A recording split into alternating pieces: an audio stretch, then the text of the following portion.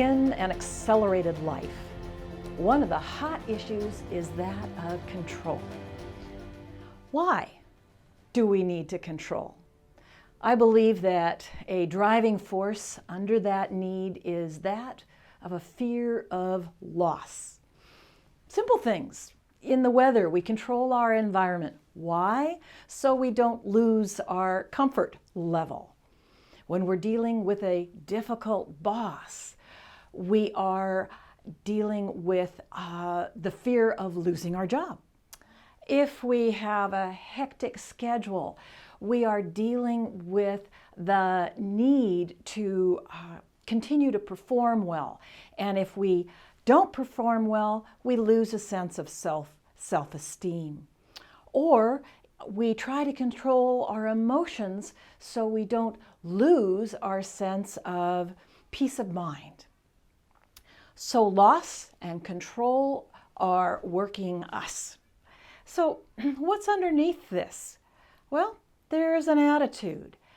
You can have an attitude where you think that life does things to you. That is similar to an attitude of a victim. Or you might have the attitude that life does things for you. And in that case, you have the attitude of someone who feels that they are a beneficiary. Let me tell you about a friend of mine whose name is Mark. He had the most outrageous, dysfunctional, uncooperative, emotional, outrageous, did I say that already? Boss. And Mark had a real difficulty because he was trying to control himself, his work, and his future. He did so by working to his very best. When he couldn't please his boss with all of the hours he put in at work, he brought the work home and he had his partner help him do more of the work. So in essence, he was doing the work of 1.5 people because he needed that help. He found that this was stressful to his health, stressful to his self-esteem, stressful to his relationship, and yet he kept pressing on because of his need to control and to guarantee his security. Well, we could look at this in two ways. That this boss was doing things to Mark, making Mark very unhappy. Oh, this is true. Mark was unhappy. Or the boss was actually doing something for Mark. Mark needed to learn that he couldn't do everything himself, that he didn't need to accept the abuse of this particular boss, that Mark actually had a choice of going and finding a better job where his skills were appreciated and he could enjoy his work. In that respect, Mark was a beneficiary of the boss's behavior. Let's take a different look at control and what we do with it.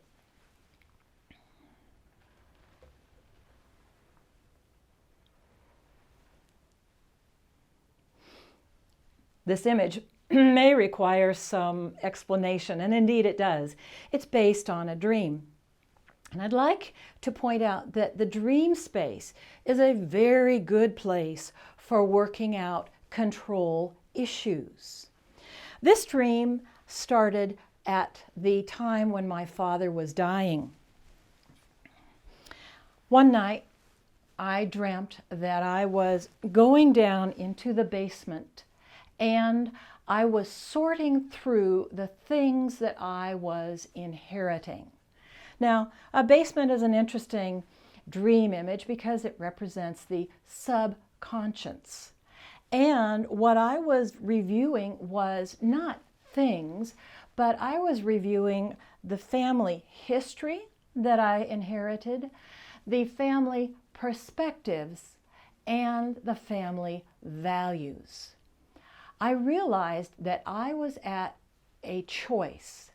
I could be controlled by those issues, or I could make a choice in terms of what I wanted to keep and what I wanted to release. Which takes us to the top image here, which is the cauldron. The cauldron is an image or a symbol for a vessel of sacrifice.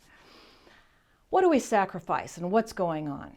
Well, first of all, when the heat is up, you've been in the boiling pot in the past, I'm sure. When the heat is up, it tends to burn away the impurities.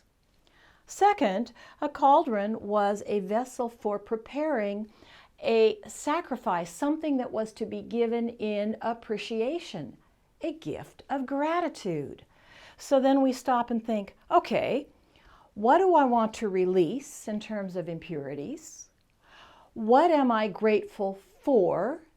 And what do I want to take forth into my life as my gifts, as my creative potential? Coming back to control.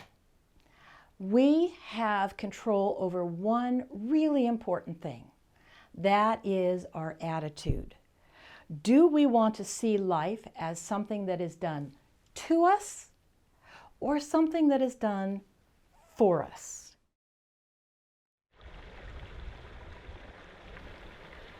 I'd like to share an activity with you which is really effective for looking at ways out of a dilemma or creating positive scenarios for outcomes that you would enjoy having.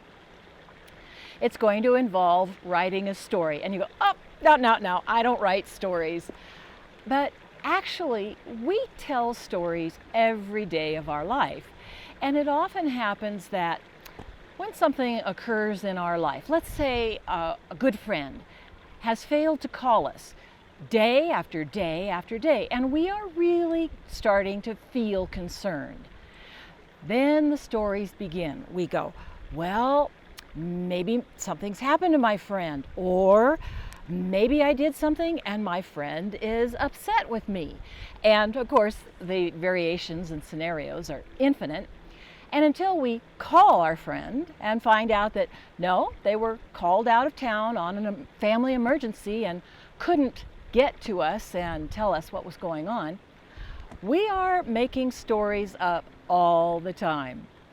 So today, for your story, you're going to need some kind of paper or notebook and a pen.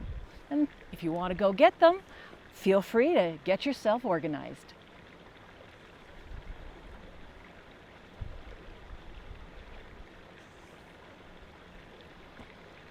Here's how we go about this process. We typically are interested in creating a fairy tale that begins with once upon a time. The key character is oneself, but you can portray yourself as a young prince, a gorgeous young or damsel in distress, any age. I am going to play with the idea of being an old crone. So once upon a time, there was an old crone. She was bent over with fatigue and sorrow, and really she couldn't find much pleasure in her life. Really didn't know what to do with herself anymore. So this old crone wanders out into a beautiful forest.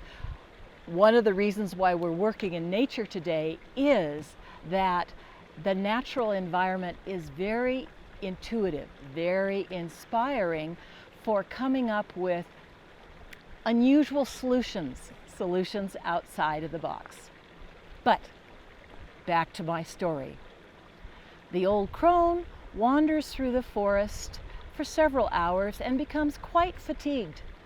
She finds a big old redwood tree with a wonderful burnt out hollow, perfect for a cozy nap. So she crawls into the arms of this redwood tree and falls asleep. She wakes up in the middle of the night to funny racket.